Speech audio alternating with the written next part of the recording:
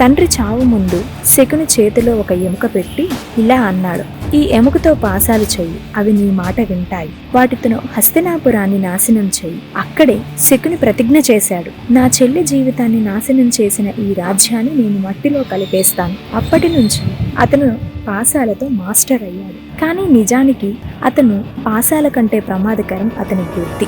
దుర్యోధనుడు పాండవుల మీద ద్వేషంతో మండిపోతున్నాడు. శకుని ఆ ద్వేషాన్ని ఆయుధంగా మార్చాడు. యుద్ధం చేయకుండానే రాజ్యం గెలవచ్చు అని అతని మనసులో విషం పోశాడు. పాశాల ఆట అక్కడే పాండవుల రాజ్యం పోయింది.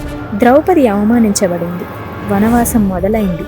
అన్ని శకుని మెదడు వల్లనే. దుర్యోధనుడు ముఖం మాత్రమే. యుద్ధం మొదలైనప్పుడు శకుని సేనాపతి కాదు, కానీ ప్రతి కుట్ర అతనిది. కర్ణుణ్ణి కౌరవుల వైపు నిలిపాడు. భీష్ముణ్ణి బంధించాడు. అభిమన్యుణ్ణి చుట్టుముట్టాడు. యుద్ధరంగంలో ఉన్న ప్రతి విషపు బాణం శకుని బుద్ధి నుంచే పుట్టింది. చివరికి శకుని కూడా యుద్ధంలో చనిపోయాడు. కానీ అతని కథ మనకి చెప్పేది ఏంటంటే, బలం కన్నా ప్రమాదకరం బుద్ధి, కోపం కన్నా ఘాటు కుట్ర. శకుని మహాభారతంలో విలన్ మాత్రమే కాదు, అతను ఒక హెచ్చరిక. మహాభారతం యుద్ధం జరిగింది కురుక్షేత్రంలో, కానీ ఆ యుద్ధాన్ని మొదలుపెట్టింది శకుని మెదడులో.